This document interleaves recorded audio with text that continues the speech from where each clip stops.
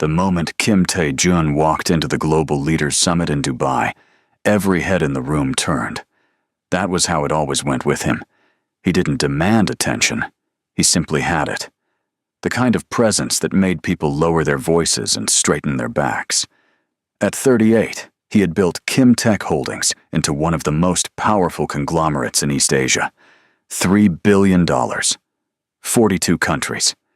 His name was on buildings and in boardrooms from Seoul to Singapore.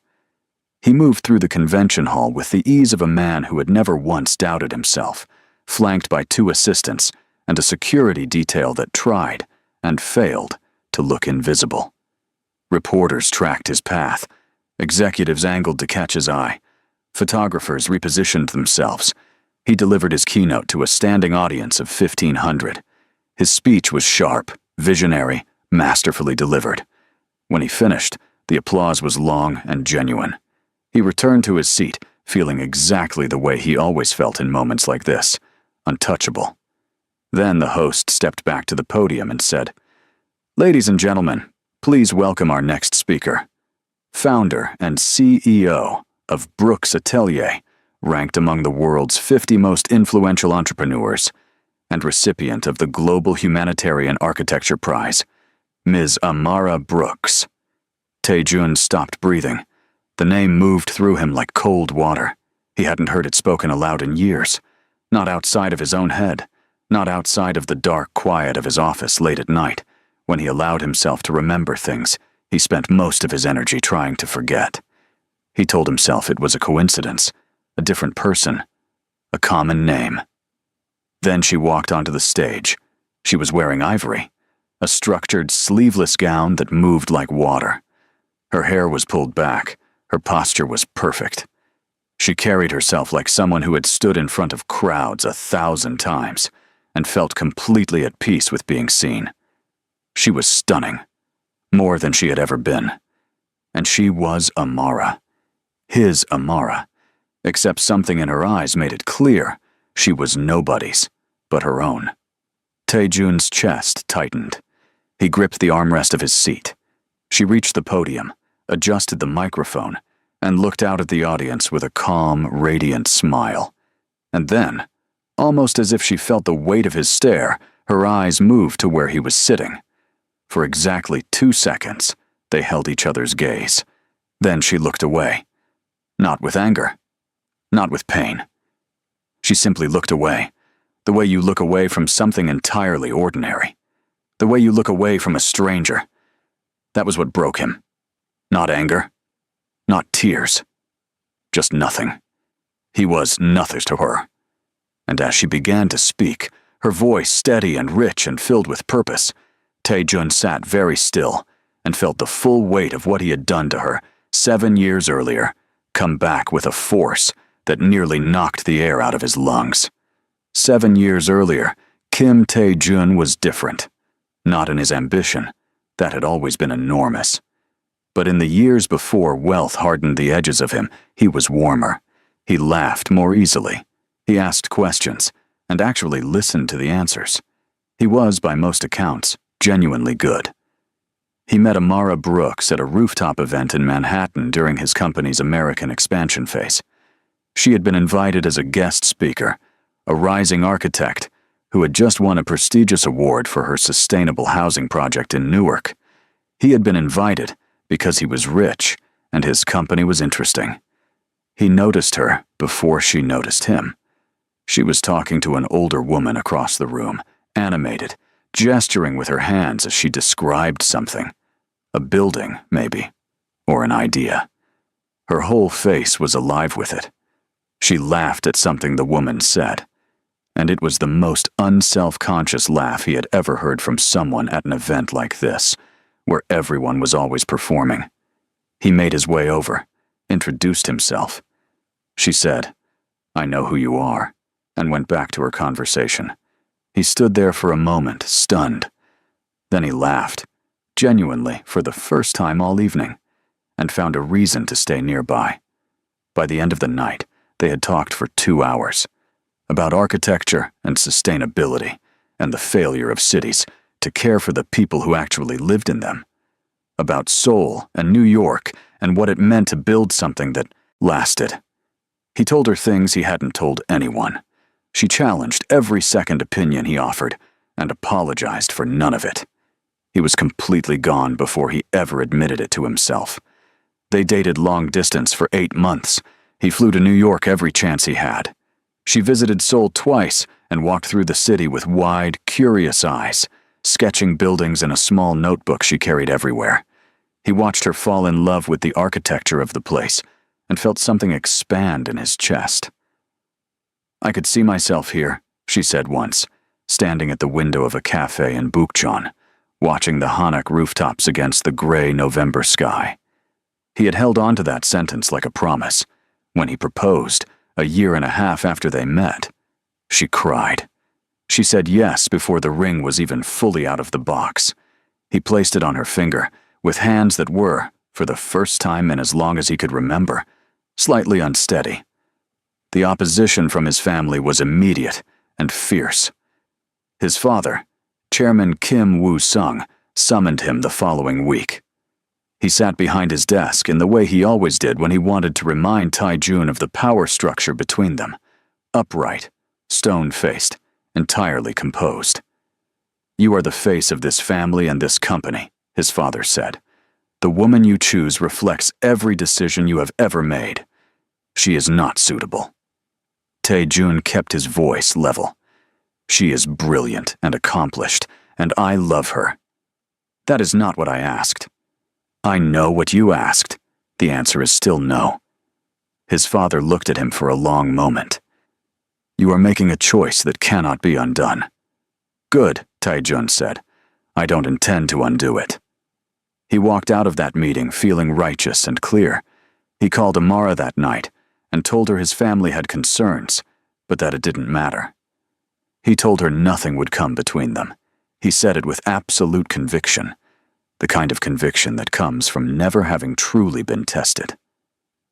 Amara was quiet for a moment. Then she said, "Tae-jun, I need to know that you mean that. I'm about to give up everything I've built here. My career, my apartment, my family being 20 minutes away. I'm doing that because I trust you completely."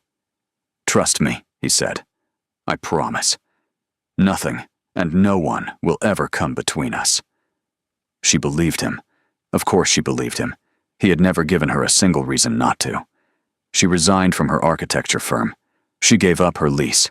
She packed her life into 12 boxes and moved to Seoul to begin building a new one with him. The months that followed were some of the happiest of Tae-jun's life. They cooked together in the apartment he had bought for them in Yongsan. She would blast American R&B, while he pretended not to know the words, and she'd catch him mouthing along and absolutely lose it. They took late-night walks along the Han River. She was designing their dream home, and every few days she'd roll out a new set of sketches on the kitchen table and walk him through the changes, pointing with a pencil and asking what he thought. And he always thought it was perfect. He was certain of her. He was certain of them. He was also, without knowing it, standing at the edge of the worst moment of his life. The wedding was scheduled for a Saturday in April. The venue was a luxury hotel ballroom in Gangnam. 400 guests. Family, business associates, international partners, media. White peonies everywhere, because Amara had mentioned once that she found roses too predictable. A string quartet. A custom-designed dress she had kept hidden from him for months. Everything was exactly right. Amara got ready in the bridal suite with her mother and 2 best friends. She was radiant in a way that had nothing to do with makeup or the dress or the lighting. She was radiant because she was genuinely happy. The deep, unhurried kind of happy that settles into the bones. "You look like yourself," her mother said, fixing the back of her dress. "That's the most beautiful thing about you today." Amara squeezed her mother's hand. "I feel like myself." 30 minutes before the ceremony, Tae-jun was in the groom's suite when his personal assistant knocked and entered, looking deeply uncomfortable. "There's someone here to see you," the assistant said carefully. "She says it's urgent. It's Han Seo-rin." The name landed like a stone in still water. Han Seo-rin was Tae-jun's first love. They had dated for 4 years, through university and into his early career, and when she left him to marry a man from a wealthier family at her parents' insistence, it had nearly destroyed him. He had spent 2 years rebuilding himself. He thought he was completely over her. "Tell her to leave," he said. "She's saying she won't go until she speaks with you. The assistant hesitated. "She's crying." Tae-jun's jaw tightened. He should have said no. He should have said it doesn't matter. Today is not the day. Escort her out of the building. He should have done the one thing that the man who stood in front of his father and said nothing, and no one will come between us, would have done. Instead, he said, 5 minutes. Seo-rin was waiting in a small side room off the main corridor. She looked like she had been crying for hours, her eyes red, her composure shattered. When he entered, she looked up and for a moment said nothing at all. Then she said, "Leaving you was the biggest mistake of my life." Tae-jun stared at her. "Seo-rin, I know I have no right to be here. I know what today is. But I couldn't let it happen without telling you. You were the right one. You were always the right one, and I was too stupid and too scared to choose you, and I have regretted it every single day." He should have said, "I'm sorry you feel that way, but I love Amara, and I'm marrying her in 25 minutes. Simple, clear, final." What he said instead was nothing, because his father walked in. Chairman Kim Woo-sung had arranged this. Tae-jun understood that in an instant, looking at his father's face, composed and deliberate, and not even slightly surprised. He had known Seo-rin was here. He had probably made sure of it. "Your first love came back for you," his father said quietly. "From a good family. A Korean woman who understands your world. This is your last chance to correct your mistake before you make it permanent." "This is my wedding day," Tae-jun said. "Yes," his father said. "Which is why this conversation is happening now." The minutes that followed were the most disastrous of Tae-jun's life, and the cruelest part was how ordinary his failure was. He was not a villain. He was not cold-blooded. He was a man who had never fully untangled himself from his first heartbreak, who had a father with a lifetime of influence over him, who had 30 minutes to make a decision that would define the rest of his life. And he cracked. He walked out of that room and made the worst choice he had ever made. He walked into the ballroom. The guests were seated. The string quartet was playing. The doors at the far end were about to open for Amara. He asked the officiant to wait. He turned to face the room. And in front of 400 people, he announced that the wedding would not be taking place. The silence was absolute. Then came the sound of 400 people exhaling at once, then the murmuring, then someone audibly gasping. Cameras moved. Phones came out. His future mother-in-law made a sound he would hear in his nightmares for years. And then the doors opened anyway, because no one had told Amara. She walked in. She was breathtaking. The dress, the flowers in her hair, the way she moved. She walked 3 steps into the ballroom before she read the room and stopped. She looked at the guests. She looked at Tae-jun standing at the front of the room, not at the altar, looking like a man who wanted the floor to swallow him. She understood immediately. The silence stretched. No one moved. Then Amara walked forward. Not running, not trembling. She walked with the kind of composure that takes everything a person has. She stopped in front of Tae-jun and looked at him. Really looked at him, for a long moment. She removed her engagement ring. She placed it in his hand. Her voice was completely steady. "You didn't choose her," she said. "You failed to choose me." She turned around and walked back the way she had come. The doors closed behind her. Nobody clapped. Nobody spoke. Tae-jun stood at the front of the room, holding a ring that suddenly weighed more than anything he had ever carried. and in the part of his mind that was already beginning to understand the magnitude of what he had just done, a small, terrible voice said, "You will spend the rest of your life trying to explain this to yourself." He thought she would call. That was the thing that revealed the most about him. Not what he had done, but what he assumed would happen next. He thought she would go somewhere and cry and be devastated, and then, eventually, she would want to talk. He would apologize. He would explain. They would find their way through it. He woke up the next morning to a phone that hadn't rung. He told himself she needed space. He gave her a day, then 2. On the 3rd day, he went to the apartment. He used his key.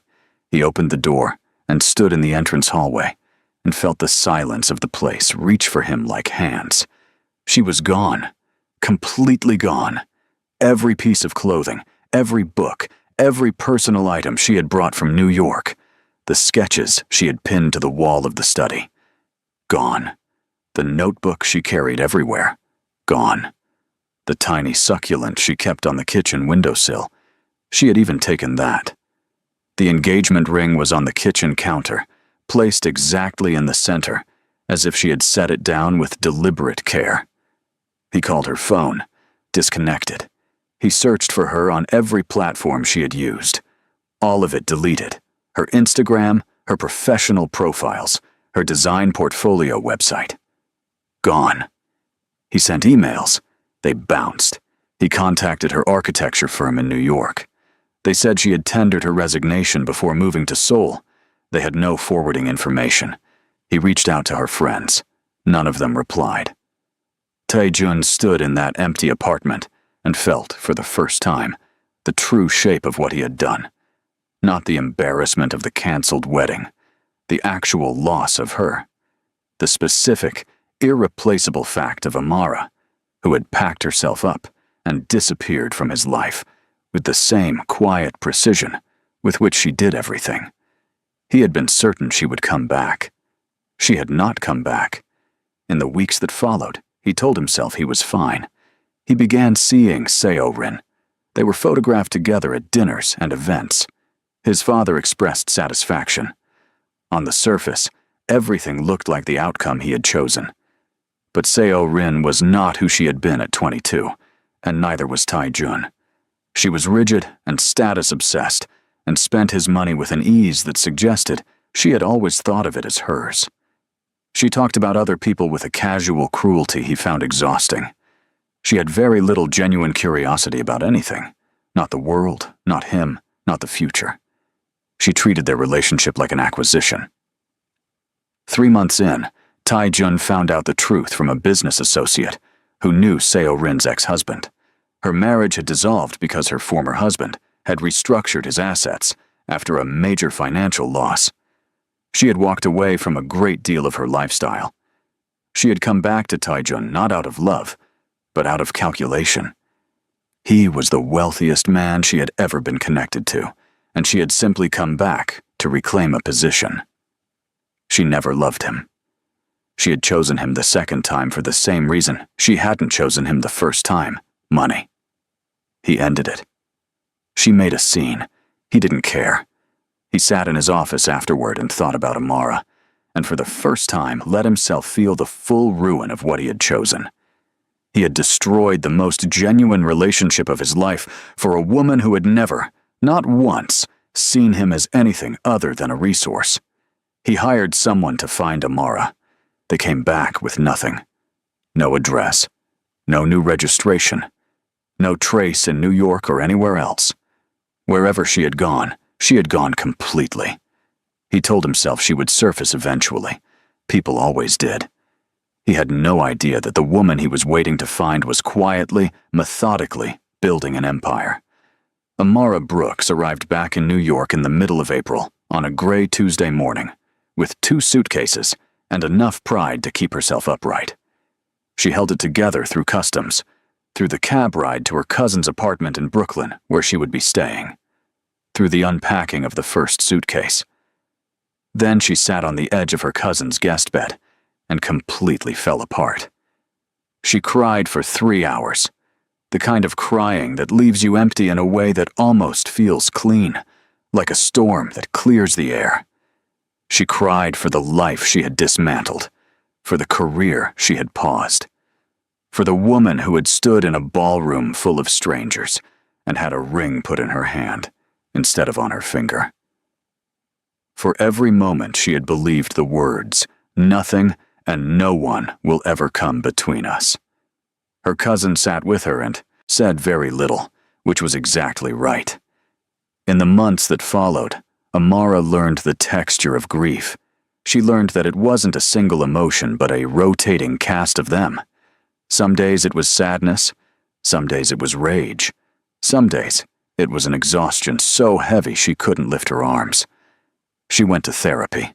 She ran in the mornings even when she didn't want to.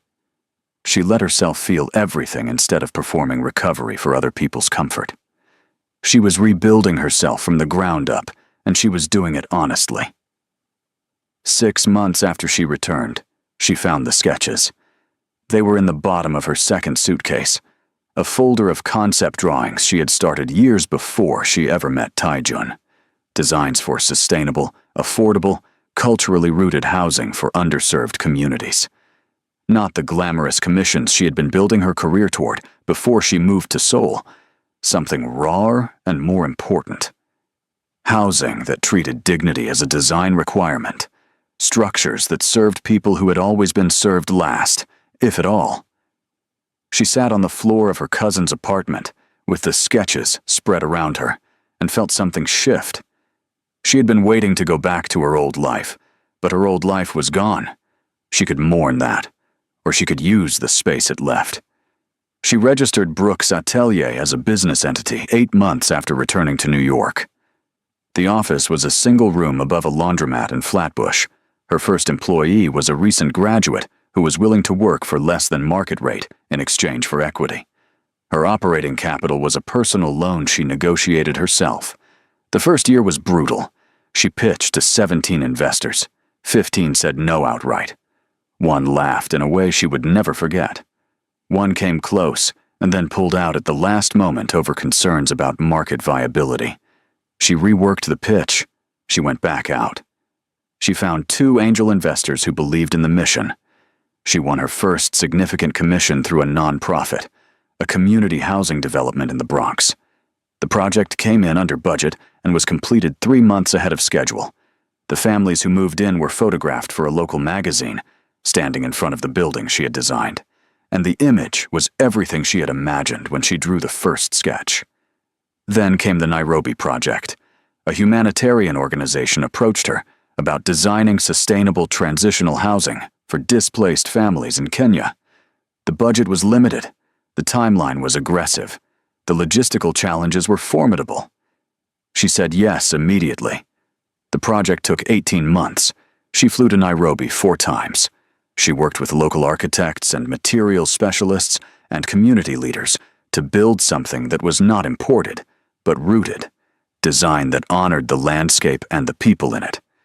When it was finished, it was covered by 3 international publications and nominated for a Humanitarian Architecture Award.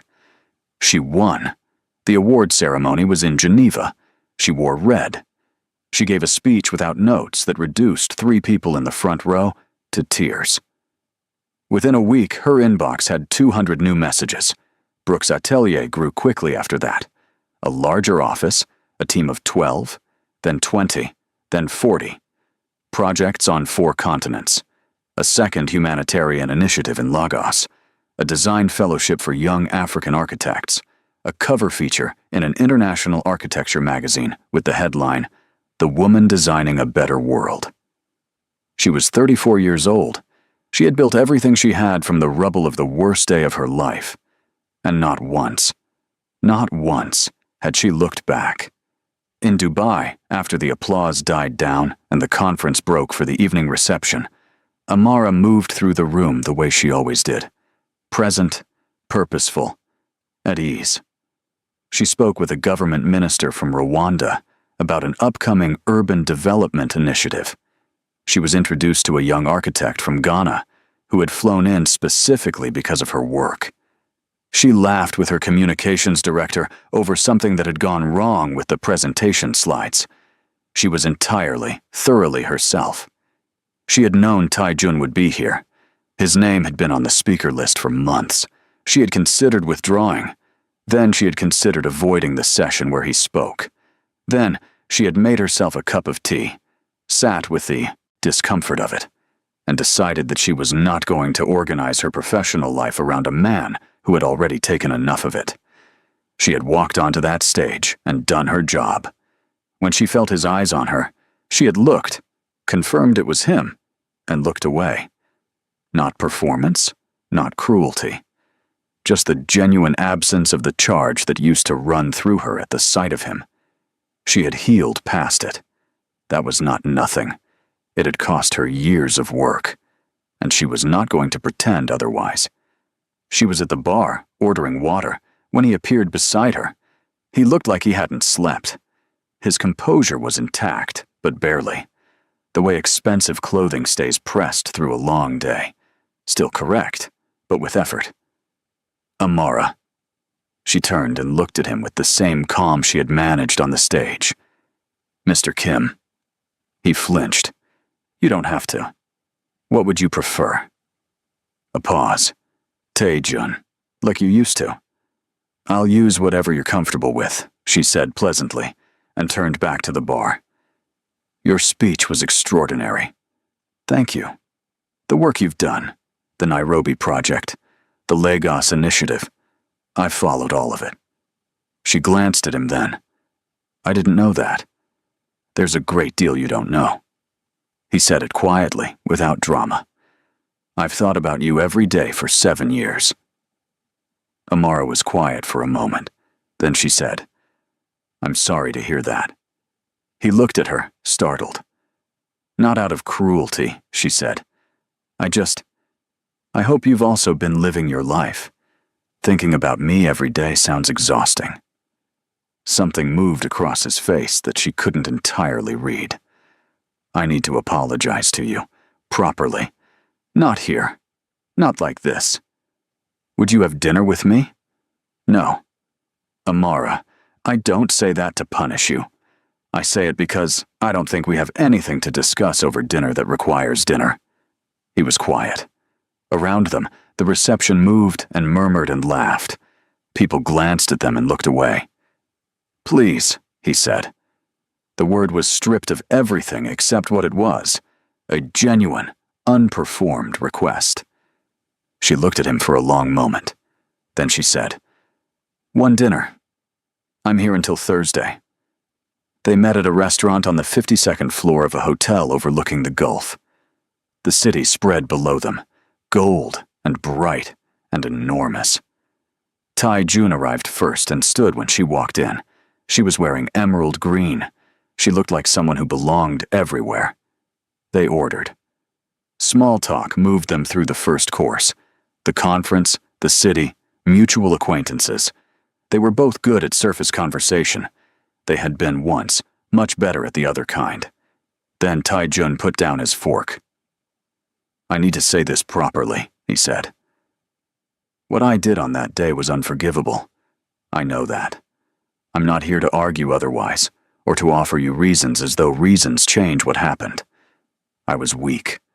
I had spent years afraid of my father, and afraid of my own grief over Seo Rin, and I took all of that, and put it on you on the worst possible day, in the worst possible way. Amara listened without interrupting. You gave up everything to come to Seoul. You trusted me completely, and I was not worth that trust. I told you nothing would come between us, and I let it. I have regretted it every single day, and I know that means nothing to you, and I know it shouldn't. But I needed you to hear it. The room was quiet around them. Someone 2 tables over laughed softly. I also need you to know, he continued, his voice lower now, that the woman you were when I met you, the way you saw the world, the way you cared about people, the way you made me feel like the world was larger than I had made it. I have never stopped. He stopped. I have never stopped. Amara was quiet for a moment. Then she said, "I believe you." He looked at her. "I've known for a long time that you regretted it. That wasn't the question I needed answered." She picked up her wine glass and held it without drinking. "The question I needed to answer was whether I was going to let what happened to me become the defining story of my life. Whether I was going to be the woman who was left at the altar, or whether I was going to be—" She gestured slightly, a quiet motion that seemed to indicate herself, her work, her whole life. "This. You became extraordinary," he said. "I was always going to become extraordinary," she said, and there was nothing arrogant in it, just simple truth. "What you did accelerated it, honestly. Losing you put me in a room alone with myself and forced me to figure out what I actually wanted to build, not what I thought I wanted, because I was in love and happy." Tae-jun absorbed this. That's remarkable. I don't know if I could be that generous. I'm not being generous. I'm just being accurate." She set her glass down. "What you did was devastating. I was in depression for months. I didn't recognize myself. The grief was real." She paused. "But it was also mine. I decided what I did with it. Can I ask you something?" "You can ask. Is there—" He stopped, started again. "Is there any part of you that still—" "No." She said it without hesitation and without cruelty. "Not in the way you're asking." He nodded slowly. The expression on his face was one she hadn't expected. Not devastation exactly, but something quieter and more permanent. Acceptance. "I thought—" He laughed softly, humorlessly. "I told myself for years that if I ever found you, if I could just see you, that there would be something left. Something to rebuild from." "Tae-jun." She leaned forward slightly. "What we had was real. I loved you. I loved you completely. What you felt was real. I believe that entirely." She paused. "But we are not the same people. I spent 7 years becoming someone that woman in that ballroom could never have imagined being. And the woman I am now, she didn't survive and rebuild and build something extraordinary just to step back into the story where she's the person who almost got married to Kim Tae-jun." He stared at the table. When he looked up, his eyes were wet, not spilling, but close. "Can we start again?" His voice was barely audible. She looked at him with something that was not cold and not warm, but honest. The most genuine thing she could offer him. "I forgave you years ago," she said, and just as his face began to open. "But forgiveness is not an invitation back into my life." The silence between them was different now. Not painful exactly. More like the quiet after something large has finally been named. "I spent a long time thinking about what you owed me," she said. "Apologies, explanations, this conversation even. Eventually, I let all of that go. Not for you, for myself. Carrying it was slowing me down." She looked at him steadily. "The woman who loved you doesn't exist anymore. Not because what she felt wasn't real, but because she grew into someone else. Someone I fought very hard to become." Tae-jun pressed his lips together. "I understand." "I know you do." She held his gaze. "That's why I agreed to dinner." They finished the meal slowly. The conversation moved to safer things. Her upcoming institute. His company's new sustainability commitments. The city below them turning golden in the late evening light. They spoke like two people who had once been close and now existed in adjacent worlds. It was, in its way, peaceful. When they left the restaurant, they stood briefly outside in the warm Dubai night. "Thank you," Tae-jun said. "For this." "Take care of yourself," Amara said, and she meant it. She walked to her waiting car. He stood and watched her go, the way you watch something move away from you when you know that this time, there is no version of events in which it comes back. 1 year later, Taijun's office was the same as it had always been. Floor-to-ceiling glass, the Seoul skyline vast and glittering beyond it. His desk was cleared, as it always was at the end of the day. The city hummed below him. He had not remarried. He had dated, briefly and without conviction, and eventually stopped pretending that he was ready for something he wasn't. He had become, in the years since Dubai, a quieter version of himself, still driven, still formidable, but with something in him that had been filed down. Made humble by loss in the way that only a particular kind of loss can humble a person, he had started donating anonymously to Brooks Atelier's design fellowship 6 months after Dubai. He told no one. He checked the program updates on the website periodically, reading about the young architects Amara was mentoring, the projects emerging from the fellowship, the communities being changed. Tonight, he had been in the office late, reviewing contracts, when the notification came up on his secondary screen. A news alert he had, without admitting to himself why, set up some time ago. He opened it. The headline read, "Amara Brooks opens new Global Design Institute for Young African Architects. Flagship campus to be built in Nairobi and Lagos." There were photographs. Amara at a podium, speaking. Amara shaking hands with government officials. Amara walking a construction site in what looked like Lagos, hard hat on, sketching in the same kind of notebook he remembered from the cafe in Bukchon 10 years earlier. He read the whole article. Then he reached into the bottom drawer of his desk, behind the files, and took out a small velvet box. He opened it. The engagement ring was inside, the one she had placed in his hand in that ballroom, and which he had carried with him in various drawers and cases ever since, unable to get rid of it, unsure of what keeping it meant. He held it for a moment, turned it in the light. He thought about who she was when he gave it to her, brilliant and certain, and in love. He thought about who she had become without him. He thought about that dinner in Dubai, and her voice saying the woman who loved you doesn't exist anymore, and the absolute, unperformed peace in her eyes when she said it. He placed the ring back in the box, closed it, put it back in the drawer. He looked at the photograph on his screen, Amara at the Lagos site, laughing at something someone had said, entirely in her element. He said quietly to the empty office, to no one who would ever hear it, "You became everything you were meant to be." He closed the article. The city hummed. He sat with it.